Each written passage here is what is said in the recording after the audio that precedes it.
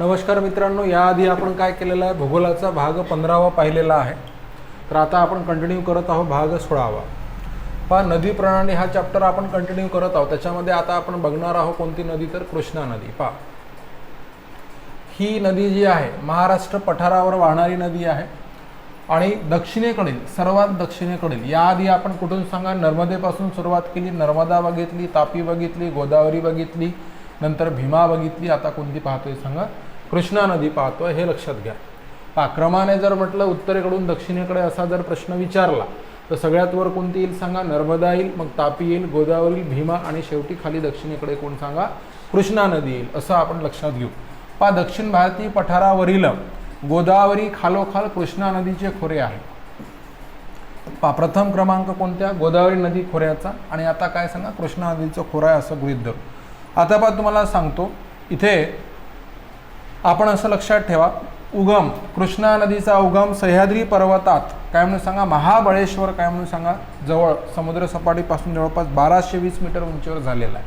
आता तुम्हाला सांगितलं होतं भीमा नदीच्या उगमाबद्दलची गोष्ट आपण केलेली होती. तर हे आधीच्या चॅप्टरमध्ये पहा, आधीच्या तासात, तर कुठे म्हटलं सांगा, भीमाशंकर. तर हे काही आपल्याला पाठ करायची आवश्यकता नाही राहत, बरोबर आहे.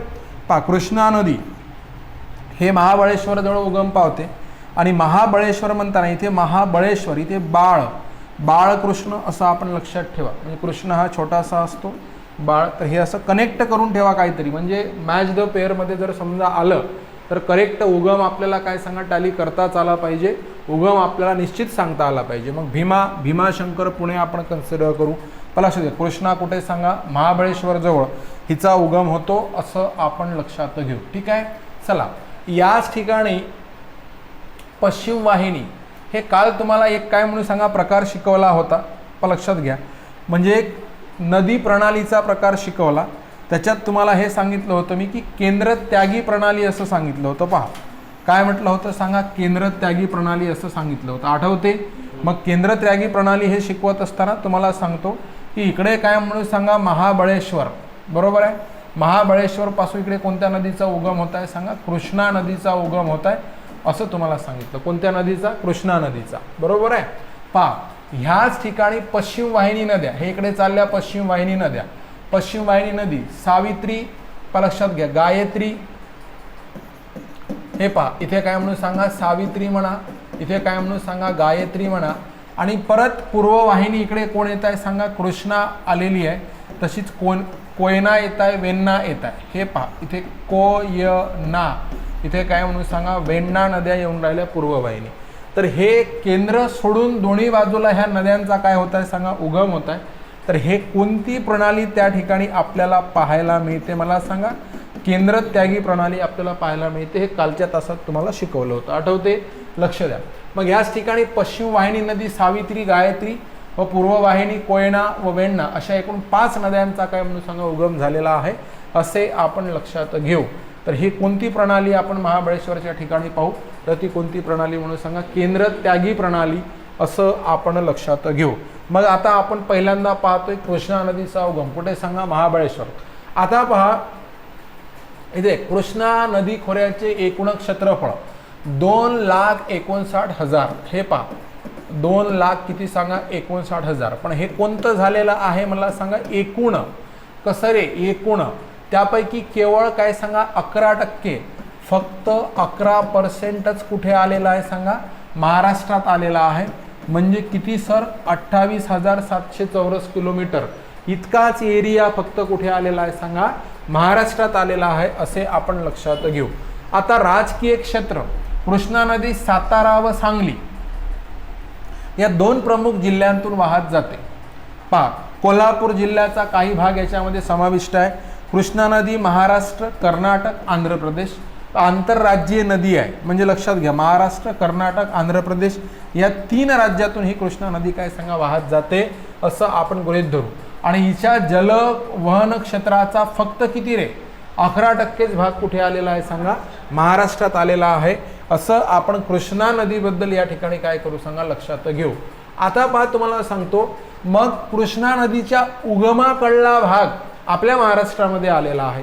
कृष्णा नदीच्या कोणता एरिया, तर उगमाकडला भाग आपल्या महाराष्ट्रामध्ये आलेला आहे. म्हणून कृष्णा नदीचं कोणतं, अप्पर म्हणजे वरचं खोरं, लक्षात घ्या.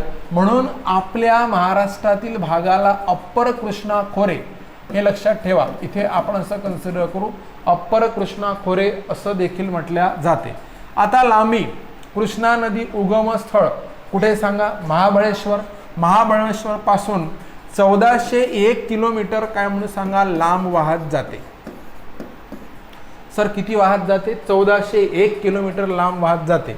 व आंध्र प्रदेशातील मच्छलीपट्टणम, आंध्र प्रदेशातील काय सांगा, हे उगम महाबळेश्वर पासून होतो, म्हणून म ने सुरुवात झालेली आहे.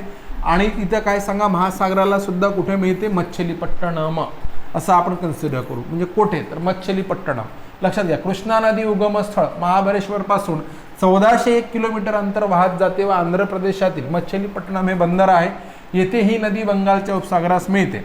कृष्णा नदीची, लक्षात घ्या, कृष्णा नदीची महाराष्ट्रातील एकूण लांबी 282. तर हे पहा, इथे लक्षात ठेवण्यासारखी गोष्ट कृष्णा नदीची आपण असं लक्षात घेऊ की सर एकूण लांबी किती आहे. कृष्णा नदीची एकूण लांबी किती आहे, तर एकूण लांबी काय म्हणून सांगा 1401 किलोमीटर आहे. त्याच्यापैकी काय म्हणून सांगा महाराष्ट्रात सर ती किती आहे, तर महाराष्ट्रात काय म्हणून सांगा 282 किलोमीटर आहे. ती एकूण लांबीच्या किती टक्के आहे, तर उत्तर काय करू सांगा 22% आहे. तर अशा 2-4 गोष्टी या ठिकाणी लक्षात ठेवा. कृष्णा नदीच्या खोऱ्याला महाराष्ट्रात काय म्हटल्या जाते, अप्पर कृष्णा खोरे असे म्हटल्या जाते. कृष्णा नदी उगमस्थळ महाबळेश्वर पासून तर काय म्हणून सांगा मच्छलीपट्टणम पर्यंत 1401 किलोमीटर एकूण लांबी आहे. त्यापैकी 282 किलोमीटर लांबी कुठे आहे सांगा महाराष्ट्रात आहे. आणि सर किती किलोमीटर म्हणजे किती पर्सेंट, तर 22% लांबी आणि 11% काय सांगा म्हणजे खोऱ्याचा पार्ट कुठे आलेला आहे सांगा महाराष्ट्रात आलेला आहे कृष्णा नदीचा. असे आपण या ठिकाणी काय करू सांगा लक्षात घेऊ. चला पुढे जाऊ. पुढचा मुद्दा भौगोलिक क्षेत्र. आता कृष्णा नदी, आता वर कोण आहे सांगा, शंभू महादेव डोंगर रांगा आहे. तर ही आपण असं कन्सिडर करू की ही आपण काय म्हणून सांगा कृष्णा नदी असं लक्षात घेऊ. आता एक लक्षात घ्या, इकडे जर समजा आपण पाहतो म्हटलं तर हे अशा प्रकारे आणि हे अशा प्रकारे काय आलेलं आहे सांगा शंभू महादेव डोंगर रांगा. हे पहा, इथे आपण असं लक्षात घ्या, इथे कोण सर, तर ह्या ठिकाणी कोण सर, तर शंभू महादेव डोंगर रांगा लक्षात घ्या. तर शंभू महादेव डोंगर रांगाच्या खाली आहे म्हणजे कुठे आहे सांगा दक्षिणेकडे. व सह्याद्री रांगामध्ये चिकोडी, पन्हाळा, ज्योतिबा डोंगर. हे पहा, इकडे काय सांगा चिकोडी म्हणा, इथे काय म्हणून सांगा पन्हाळा म्हणा, आणि इकडे काय म्हणून सांगा ज्योतिबा डोंगर वगैरे. तर ह्या डोंगरांच्या दरम्यान ही नदी वाहते. कोणती नदी या ठिकाणी आपण कन्सिडर करू, कृष्णा नदी. पहा, कृष्णा नदीच्या वर कोण आहे, शंभू महादेव डोंगर रांगा आलेल्या आहे आणि खाली कोण, तर चिकोडी, पन्हाळा, ज्योतिबाचे डोंगर वगैरे आहे. तर त्या डोंगरांच्या दरम्यान ही नदी वाहते. कोणती नदी म्हणून सांगा, कृष्णा नदी. हे लक्षात घ्या. चला थोडंसं काय करू सांगा पुढे जाऊ आणि पुढे जाऊन काय म्हणून सांगा आता पहा हिच्या काय सांगा उपनद्या ह्या आपल्याला काय सांगा बघायच्या. लक्ष द्या, उपनद्या. तर ही अशा प्रकारे काय म्हणून सांगा नदी वाहत आहे. लक्षात घ्या, अशा प्रकारे काय सांगा नदी वाहत आहे. आता हे खालची जे बाजू आहे, तर खालची कोणती बाजू रे, दक्षिण बाजू. दक्षिण म्हणजे कोणती बाजू सांगा, उजवी बाजू, बरोबर आहे. आणि हे कोणती सांगा, उत्तर बाजू. आणि उत्तर बाजू म्हणजे कोणती सांगा, डावी बाजू ह्या नदीसाठी, बरोबर आहे. उजव्या बाजूने दक्षिणेकडून येऊन मिळणाऱ्या नद्या. आता हिला बऱ्याच नद्या आहे, बरोबर आहे. पहा लक्षात घ्या, ह्याच्यामध्ये आपण कन्सिडर करू तर ह्याच्यामध्ये पहा वेण्णा, वेण्णा, त्याच्यानंतर काय म्हणून सांगा कोयना, वारणा, वेण्णा, कोयना, वारणा, पंचगंगा. इथे पहा पंचगंगा. तर इथे लक्षात घ्या, महाराष्ट्रात पंचगंगा नावाची जी नदी आपण कन्सिडर करू कोल्हापूरच्या एरियात वगैरे, पहा पंचगंगा. तर त्याच्यामध्ये कोण कोण आहे, या 5 नद्यामध्ये पहा कोण कोण आहे ते लक्षात घ्या. ते कोण म्हणून सांगा, कुंभी. त्याच्यानंतर कोण म्हणून सांगा, कासारी. पहा कुंभी, कासारी, भोगावती. कुंभी, कासारी, भोगावती, तुळशी आणि त्याच्यानंतर काय सांगा सरस्वती. तर ह्याच्यापैकी कोणती नदी लुप्त मानली जाते? तर ती कोण सांगा? सरस्वती. दिसणाऱ्या हे आपल्याला 4च नद्या आहेत. तर हे सगळ्या नद्यांचा एके ठिकाणी संगम आणि त्याच्यानंतर पंचगंगा नावाने ही नदी काय सांगा मिळते. आणि पंचगंगा आणि सोबतच पुन्हा दूधगंगा, वेदगंगा. आता तुम्हाला एक सांगतो, तुम्हाला एक लक्षात घ्या एक गोष्ट, कशी नीट पहा. तर हिच्या कृष्णेच्या दक्षिणेकडल्या उपनद्या आपल्याला तोंडी पाठ होतात. कशा पाठ होतात पहा. ह्या नदीचं नाव सांगा, काय आहे सांगा? कृष्णा. बरोबर आहे, कृष्णा. आता कृष्णाच्या शेवटी कोण आला? न आला. कोणती बाजू पाहू आपण सांगा? दक्षिण. अरे समजलं ना, दक्षिणच्या शेवटी कोण आला सांगा? न आला. परीक्षेत लॉजिक वापरता येते. बाकीच्या सर्व नद्या पहा न पासूनच तयार होत आहे. पहा, वेण्णा, कोयना, काय म्हणून सांगा? वारणा. झालं, वेण्णा, कोयना, वारणा, कृष्णा, दक्षिण बाजू. समजलं का? आता काय करू, उरलेल्या सगळ्यांच्या शेवटी गंगाच आलेला आहे. हे पहा, पंचगंगा, दूधगंगा आणि काय म्हणून सांगा? वेदगंगा. झालं. तर हे कोणत्या बाजूच्या सांगा?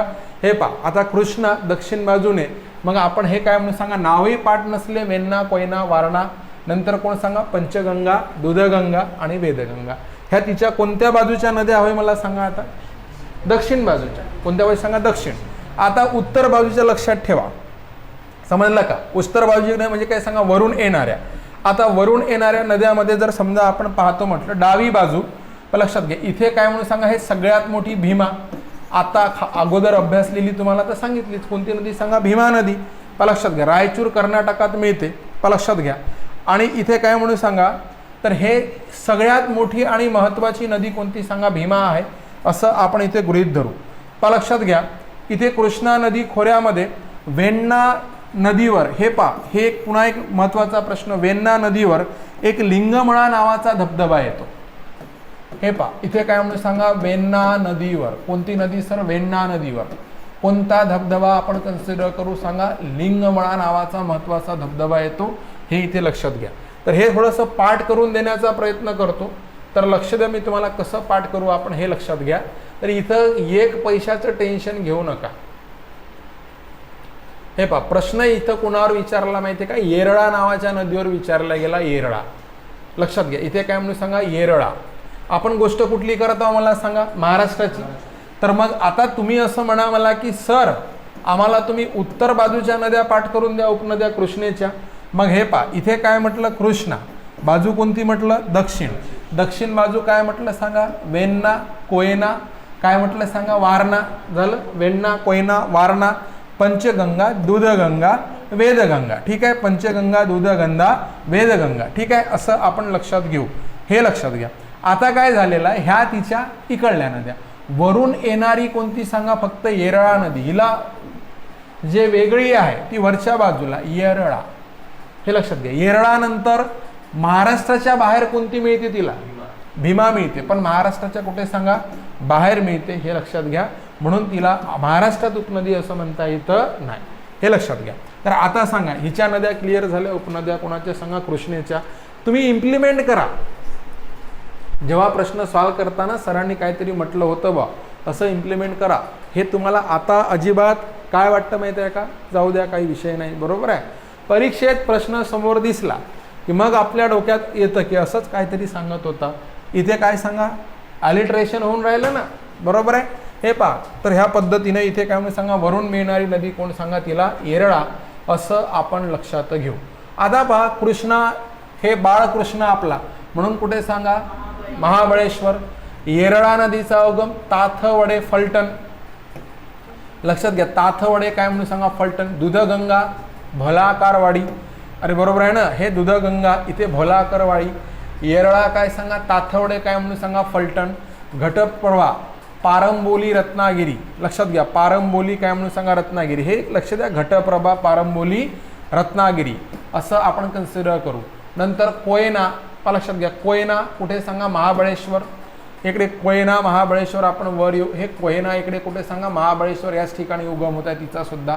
नंतर वारणा, प्रचितगड. हे वारणा इकडे काय सांगा? प्रचितगड असं आपण कन्सिडर करू. नंतर वेदगंगा, हनुमंते घाट. हे हनुमंते घाटामध्ये वेदगंगा म्हणजे कोल्हापूर, कुडाळ या ठिकाणी जाणारा कोणता घाट सांगा? हनुमंते घाट. ताम्रपर्णी नदी कुठे सांगा, चंदगड. लक्षात घ्या, हे चंदगड खाली ताम्रपर्णी चंदगडपर्यंत विस्तार झालेला आहे, लक्षात घ्या. त्याच्यानंतर आपण काय म्हणू, मागे आलो का रे आपण, हा वेण्णा. वेण्णाचा उगम सुद्धा कुठे सांगा, महाबळेश्वर. हे वेण्णा वर कुठे सांगा, महाबळेश्वर असं आपण कन्सिडर करू. नंतर पहा पंचगंगा, प्रयाग येथे 5 नद्या एकत्र येतात. इकडे 5 नद्या तुम्हाला दिसेल, तर लक्ष द्या, 5 नद्या हे इकडे सांगितलं तुम्हाला. तर हे पहा इथे प्रयाग, हे प्रयाग म्हणजे होते काय म्हणून सांगा, संगम म्हणू आपण, पहा लक्षात घ्या.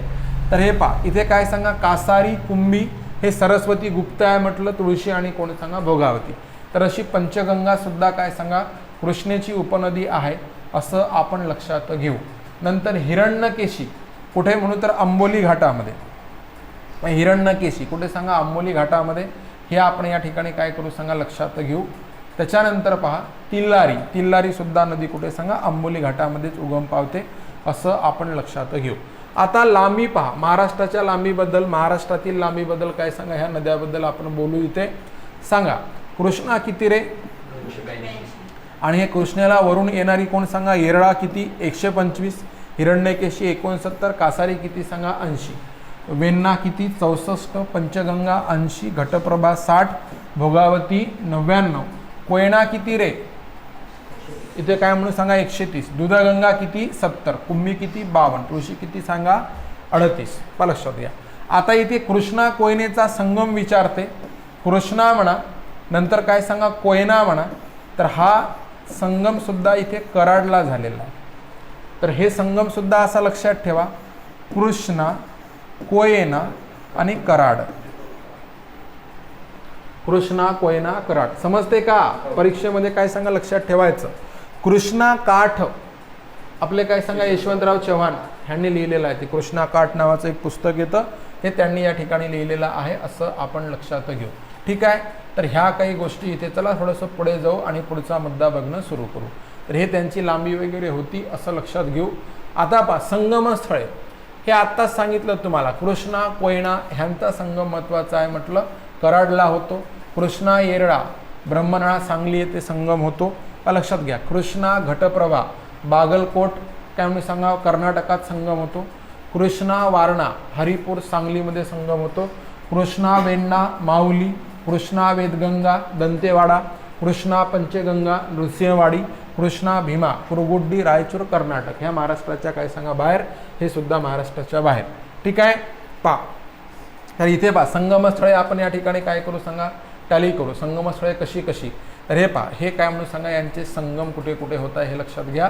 तर बघा इथे आपण काय म्हणून सांगा, हे पहा कृष्णा आणि वेण्णा ह्यांचा संगम कुठे होत आहे सर, कृष्णा वेण्णाचा कुठे सांगा माऊली, बरोबर आहे. हे कृष्णा कोयना कुठे सांगा कराड, आता सांगितलं. कृष्णा येरळा कुठे सांगा ब्रह्मनाळा या ठिकाणी. कृष्णा वारणा कुठे सांगा हरिपूर, हे वारणा येतं इकडून, बरोबर आहे. तर हे दूधगंगा, तर हे दूधगंगा हिचा संगम कुठे सांगा नरसोबाची वाडी. तर हे नरसोबाची वाडी काय आहे सर, तर ह्या ठिकाणी काय सांगा दत्तात्रय काय सांगा देवस्थान आहे, हे लक्षात घ्या. आणि हे प्रयाग, ह्या 5 नद्यांचा संगम कुठे होतो सांगा, प्रयाग या ठिकाणी होतो असं आपण लक्षात घेऊ. ठीक आहे. चला तर अशा प्रकारे हे कोणत्या नदीबद्दल बोलत आहोत आपण सांगा, कृष्णा नदीबद्दल बोलत आहोत. तर हे या ठिकाणी काय करा सांगा लक्षात घ्या. ठीक आहे. चला पुढे जाऊ, पुढचा काय म्हणून सांगा पॉईंट बघणं सुरू करू आपण. तर आता पहा ह्या नदी काठावर असलेली काय सांगा शहरे, हे आपण लक्षात घेऊ. प्रॉपर कृष्णा नदीवर कोणकोणती शहरे आहेत, वाई लक्षात घ्या. नंतर कोण सांगा सातारा लक्षात घ्या. त्याच्यानंतर काय सांगा कराड, त्याच्यानंतर औदुंबर लक्षात घ्या. नंतर इथे सांगली येतं, मिरज येतं आणि नरसोबाची वाडी. तर हे सर्व शहरं कोणत्या नदीवर आहे सांगा, कृष्णा नदीवर आहे. पहा वाई, सातारा, कराड, औदुंबर, सांगली, मिरज आणि काय म्हणून सांगा नरसोबाची वाडी. तर हे तुम्हाला सांगितलं. पंचगंगा नदी कुठे येते म्हटलं होतं कोल्हापूर. तर ते कोल्हापूर कोणत्या नदीच्या काठावर वसलेलं आहे, पंचगंगा. आणि पाटण हे शहर कोणत्या नदीवर सांगा, कोयना नदीवर वगैरे वसलेलं आहे असे आपण या ठिकाणी इथे काय करू सांगा लक्षात घेऊ. ठीक आहे. चला आता पुढे जाऊ. कृष्णा नदी खोऱ्यातील धरणे, हे पहा कृष्णा नदी खोऱ्यातील काय म्हणून सांगा धरणे. तर कृष्णा नदी खोऱ्यातील धरणे बघा, कृष्णेवर असलेलं काय सांगा धोम धरण वाईला येते. हे पहा धोम धरण वाई. ठीक आहे.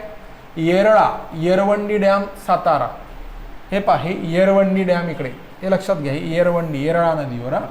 वारणा नदीवर काय सांगा, चांदोली कोल्हापूर. लक्षात घ्या, वारणा नदी म्हणून. हे पहा, हे चांदोली धरण जे आहे ना, हे कोल्हापूरच्या एरियामध्ये येते, वारणा नदीवर. हे पण लक्षात घ्या. त्याच्यानंतर कोयना नदीवर कोयना डॅम, हे कोयना धरण. भोगावती नदीवर राधानगरी कोल्हापूर. हे पहा, इथे काय म्हणून सांगा, हे राधानगरी, हे राधानगरी धरण हे यांनी बांधलेलं आहे. कोण? शाहू महाराज. राजर्षी शाहू महाराज. कोल्हापूरचे काय सांगा, कोल्हापूर संस्थानचे राजे छत्रपती राजर्षी शाहू महाराज यांनी ते बांधलेलं आहे. आणि राधानगरी हे अभयारण्य सुद्धा आहे. धरणही आहे आणि कोण आहे सांगा, अभयारण्य आहे. आणि ते कशासाठी प्रसिद्ध आहे? गव्यांसाठी काय सांगा, प्रसिद्ध आहे, असं आपण लक्षात घेऊ. दूधगंगा नदीवर कळंबावाडी धरण येतं कोल्हापूरमध्ये. हे पहा, दूधगंगा नदी आणि कळंबावाडी धरण येतं कुठे म्हणून आपण सांगा, कोल्हापूर या ठिकाणी येतं. आणि खाली आपण तिल्लारी नदीवर कोणतं सांगा, तिल्लारी धरण येतं असं गृहीत धरू. आणि त्याच्यानंतर परत पहा, वेण्णा नदीवर कान्हेर सातारा येथे धरण येतं. हे धरण कान्हेर सातारा म्हणून.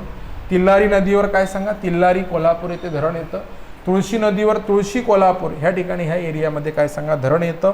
तर अशा प्रकारे ह्या नद्या कोणत्या आपण या ठिकाणी कन्सिडर करू.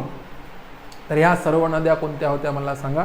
तर ह्या सर्व नद्या काय सांगा, म्हणजे कृष्णा नदी, तिच्या काय सांगा उपनद्या, तिच्या काठावरची शहरे, धरणे, हे सर्वच्या सर्व आपण या ठिकाणी बघितलेलं आहे.